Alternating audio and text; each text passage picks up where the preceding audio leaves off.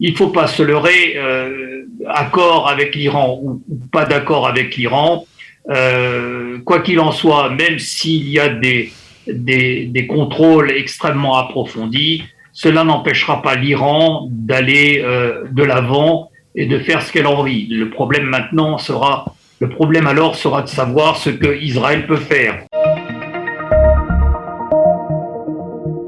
Bonjour et shalom, Richard Darmon au micro du studio Kalita pour notre magazine hebdomadaire de géopolitique régionale intitulé Israël au cœur du Moyen-Orient, avec cette semaine l'analyse des répercussions que pourrait avoir l'invasion russe en Ukraine sur le diplomatique et militaire bras de fer déjà complexe et sophistiqué entre l'Iran et Israël. En ligne avec nous pour en parler, maître Michel Calvo. Shalom Michel. Bonjour. Vous êtes avocat israélien et expert en droit international ainsi que membre de la Cour internationale d'arbitrage. Vous êtes aussi l'auteur de... Il y a de nombreuses années, oui. Oui, mais en tout cas, c'est ce que vous avez fait. Vous êtes aussi l'auteur de plusieurs ouvrages dont le dossier Arafat et d'un autre livre en anglais paru plus récemment, devenu un ouvrage de référence et qui s'intitule Le Moyen-Orient et la Troisième Guerre mondiale, qui se penche en détail sur la question palestinienne. J'ajoute aussi que vous publiez régulièrement des études très documentées sur des cycles de géostratégie en français comme la revue Politique ou bien en anglais comme The Jerusalem Strategy Tribune et aussi l'Institut Gaddeston en langue anglaise, qui sont des études sur justement notamment le dossier iranien. Alors, venons-en au fait. Alors qu'il semble bien, d'après dans la presse israélienne et internationale du dernier week-end, que l'on s'achemine, on pourrait dire on s'acheminerait vers la signature d'un accord après 11 mois de discussion lors des pourparlers de Vienne entre l'Iran et les grandes puissances sur leur programme nucléaire iranien et aussi bien sûr sur la levée des sanctions. On va en parler, des sanctions économiques qui avaient été imposées notamment par l'administration Trump. Quelles pourraient être selon vous, d'une manière générale déjà, vous qui connaissez bien donc le dossier iranien, les diverses répercussions de ce conflit russo-ukrainien, attendu que la Russie de Poutine est aussi un allié direct de l'Iran? Allié direct de l'Iran, je ne dirais pas cela. Je dirais que la Russie a des intérêts en Iran et que ces intérêts pourraient lui causer des problèmes si l'Iran, qui a adopté la doctrine de l'État islamique, des gens qui se trouvent à Gaza, c'est-à-dire les frères musulmans, l'Iran pourrait constituer plus tard un problème pour l'Union soviétique. Vous voyez, je fais un lapsus pour la Russie d'aujourd'hui. Ouais. Alors, c'est évident que la guerre en Ukraine à l'heure actuelle a des répercussions sur les négociations. Est-ce que l'Ouest, c'est-à-dire les Américains, les Occidentaux, vont se ruer sur un accord avec l'Iran qui soit défavorable au monde libre et également à Israël, ou alors les négociations vont-elles être retardées à cause de cela?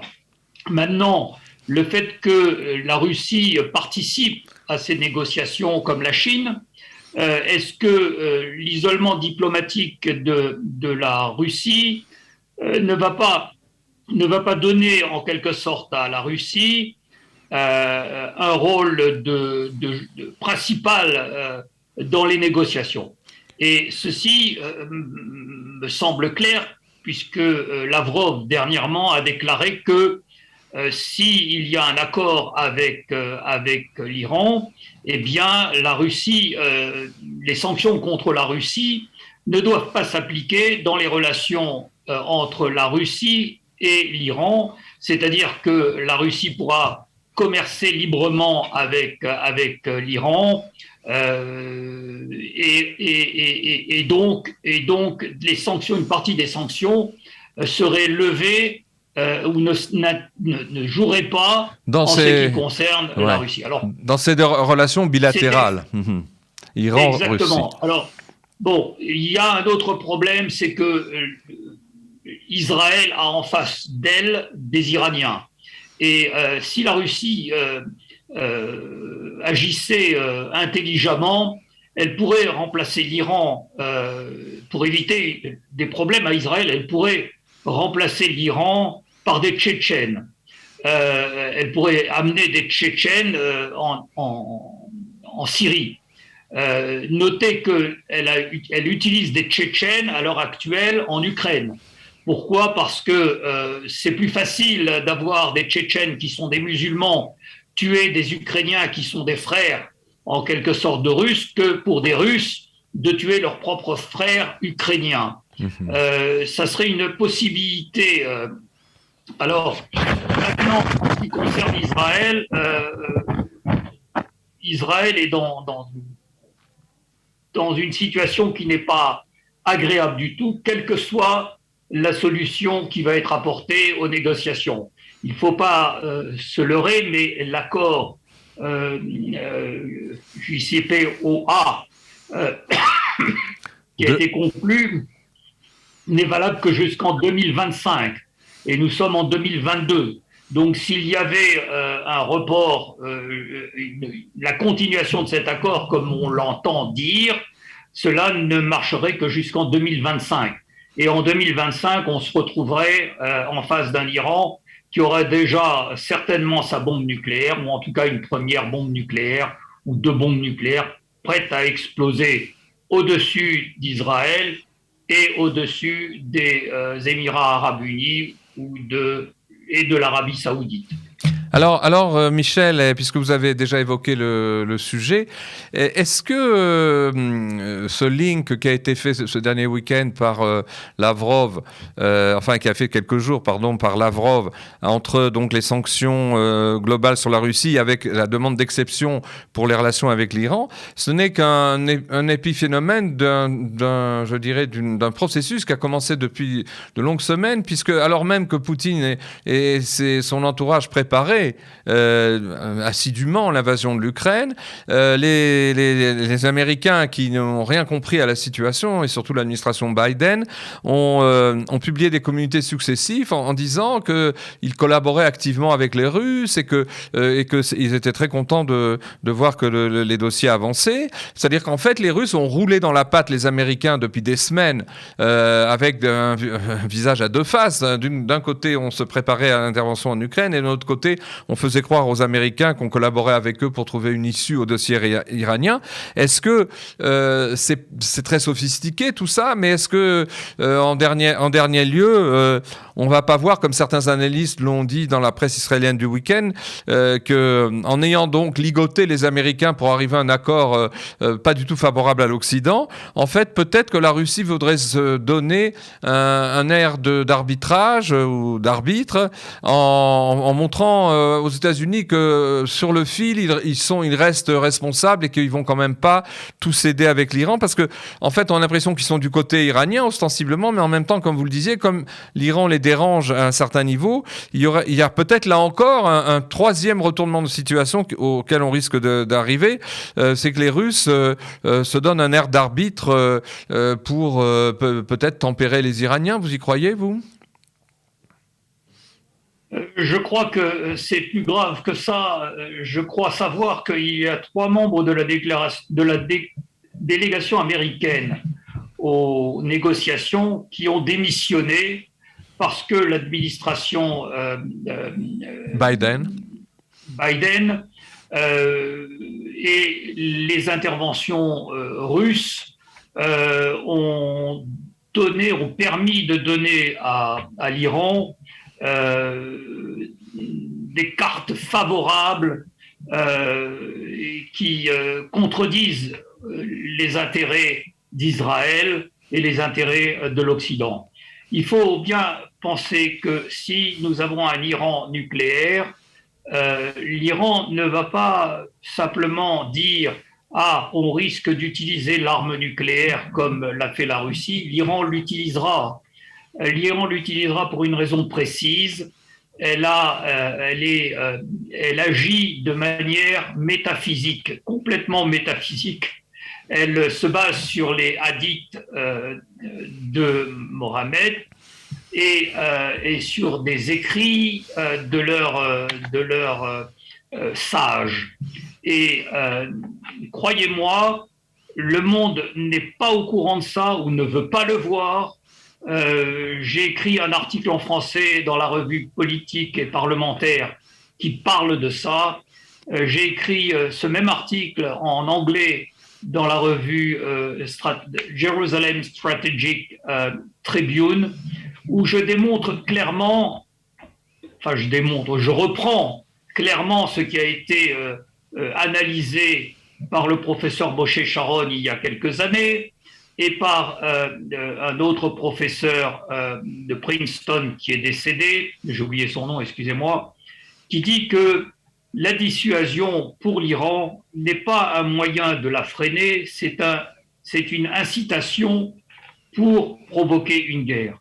Il pense que à partir du moment où il y a une situation de crise mondiale et qu'il y a une déflagration mondiale, eh bien le Mahdi, c'est-à-dire le Messie en termes musulmans, des chiites, se manifestera pour... oui. C'est la théorie bien chiite. Évidemment, pour eux, le Messie est musulman, il sera chiite, il ne sera pas juif. Bon, c'est leur théorie, c'est leur croyance. Et il y a beaucoup de gens qui agissent selon leurs croyances. Les nazis pensaient, selon leurs croyances, qu'il allait avoir 1000 ans de régime du Troisième Reich, Ken. Troisième Reich, 1000 ans à gouverner le monde et à rendre notamment les Slaves, les rendre esclaves. D'ailleurs, je dois vous dire que le mot slave, le mot esclave vient du mot slave et que les Slaves étaient de très bons, paraît-il, de très bons esclaves, qui est fort et puissant. Voilà. Alors, est-ce que dans ce contexte assez inquiétant de, si vous voulez, de ces retombées des pourparlers de Vienne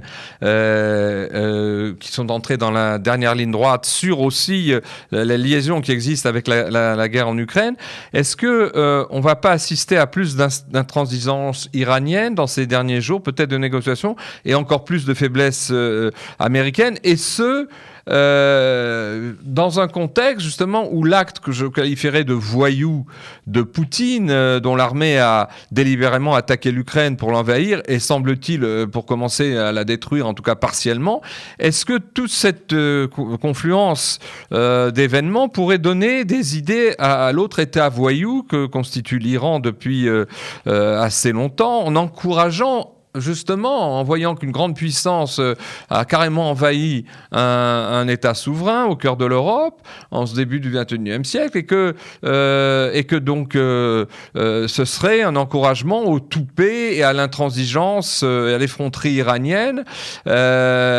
voire ça pourrait l'inciter si les négociations se bloquaient pour une raison ou pour une autre, ou si Israël décidait que l'Iran, enfin en tout cas agirait contre l'Iran qui aurait franchi le seuil nucléaire. Est-ce qu'on ne risquerait pas, dans ce contexte, de voir l'Iran, au-delà des négociations de Vienne, prendre des initiatives guerrières, je dirais, osées et pleines d'arrogance? Pour moi, les Iraniens, à l'heure actuelle, ont pour seul intérêt de pouvoir lever les sanctions. Ils se mettront à quatre pattes et même à plat ventre pour avoir une levée des sanctions. Après la levée des sanctions, ils pourront se relever et faire ce qu'ils ont envie de faire. Et parce que remettre les sanctions en place, ce n'est pas une simple affaire une fois qu'on les a levées. Alors, bien évidemment, l'Iran a un caractère belliqueux. Il y aura l'exemple de l'Ukraine. Où il y a une agression, l'Iran d'ailleurs, n'a pas besoin de cet exemple puisque les agressions de l'Iran dans le monde sont en permanence actives. Les interventions de l'Iran au Moyen-Orient et même en Amérique du Sud sont là. Les interventions de l'Iran, notamment les attentats qu'elle a fait même en Europe, sont là pour démontrer qu'il s'agit bien d'une entité terroriste et qui porte atteinte à la stabilité mondiale et à la paix mondiale. Alors maintenant, la question de savoir qu'est-ce que va-t-il se passer, parce que il ne faut pas se leurrer, accord avec l'Iran ou pas d'accord avec l'Iran, quoi qu'il en soit, même s'il y a des contrôles extrêmement approfondis, cela n'empêchera pas l'Iran d'aller de l'avant et de faire ce qu'elle a envie. Le problème alors sera de savoir ce que Israël peut faire. Alors, attaquer les bases nucléaires iraniennes, c'est un petit peu reporté à 3-4 ans le développement de l'arme nucléaire chez eux. Ce qu'il faut, c'est arriver à mettre fin au contrôle des gardiens de la révolution, qui sont une armée dans l'armée iranienne et qui ont réussi à phagocyter l'armée iranienne. Donc, s'il y a quelque chose à faire, c'est au niveau des gardiens de la Révolution. Et en même temps, en parallèle, essayer de retarder de quelques années, malheureusement, la venue de la puissance nucléaire iranienne dans le monde. Alors, c'est une guerre dure, mais c'est une guerre que nous devons mener et nous n'avons pas le choix. Et l'Iran a pour mission et a une constitution. Selon la constitution, sa mission est de faire passer le règne de Dieu, de Allah, sur toute la terre, et le message de Allah sur toute la terre, c'est-à-dire de faire devenir de bons musulmans les bons chrétiens que nous trouvons dans le monde. Et puis, quant aux juifs, ils partiront ailleurs. Ils partiront ailleurs, ils seront détruits. Et aux sunnites, eh bien, ils deviendront tout simplement, les sunnites deviendront simplement des chiites. Voilà le plan. Alors dans tout cela, les Russes se voilent la face, les Européens ne regardent pas, et les Chinois ne pensent qu'à la route de la soie. Ce qui les embête énormément à l'heure actuelle, c'est que la route de la soie devait passer par l'Ukraine et que l'Ukraine est en pleine déconfiture. La Russie n'aurait peut-être pas intérêt à l'heure actuelle que les sanctions soient levées, parce que la Russie est producteur de pétrole et vend son pétrole. Et l'Iran serait un producteur de pétrole qui lui ferait concurrence. Alors vous voyez le petit jeu des Russes et en même temps un petit jeu très dangereux qui, alors aller dans une direction pour les Russes, c'est aussi se taper dans les pieds. Donc voilà, la situation n'est pas si claire que ça. Oui, une situation très embellificotée, sophistiquée. Une dernière question, il nous reste moins de 2 minutes, et peut-être vous m'y répondrez brièvement. C'est que justement, l'un des aspects de la guerre en Ukraine, lié indirectement avec le dossier iranien, c'est le problème des sanctions qui avaient été imposées par les USA. On en a beaucoup parlé depuis le début de cet entretien, et établies par les États-Unis et la plupart des pays occidentaux contre l'Iran, mais qu'aujourd'hui, il y a des sanctions contre la Russie, mais vous voulez nous dire un mot, je crois, sur le fait que les sanctions contre l'Iran, on a bien vu que le problème des sanctions dans des bras de fer de cette dimension, c'est pas ça qui change la donne, puisque les Iraniens, ça fait des années qu'ils subissent des sanctions et ils continuent leur marche vers le nucléaire, à prix fort, il faut dire, au risque d'avoir des émeutes populaires parce que le pays va très mal, mais ça pourrait jouer aussi, les sanctions finalement contre la Russie Poutine les avait prévues. Elles sont lourdes sans doute. Il s'attendait peut-être pas à cette ampleur-là. Mais est-ce que ça n'empêchera pas l'offensive de continuer? Les sanctions occidentales en l'occurrence, même importantes, n'ont jamais empêché les régimes dictatoriaux du style Iran ou le totalitaire comme la Russie d'aller de l'avant dans leurs projets. Vous avez parfaitement raison, mais le peuple iranien est complètement bouclé, comme dans une cocotte minute qui est fermée. Par contre, en ce qui concerne la Russie, les Russes ont eu la possibilité de voyager en Europe. Ils ont adopté indirectement, pour les gens, j'allais dire éduqués. Je ne parle pas des gens qui vivent à la campagne et qui continuent et qui travaillent la terre. Mais les Russes, en général, ne seront pas forcément comme les Iraniens à l'heure actuelle. Ils pourraient fort bien faire de la défense passive. Et puis, il y a beaucoup de gens en Russie qui apparemment ne sont pas très contents de ce qui se passe. Michel, je sais qu'on pourrait longtemps continuer cette analyse. Je vous remercie du temps que vous avez consacré au studio Qualita et aussi merci aux auditeurs de nous avoir écoutés et à la semaine prochaine.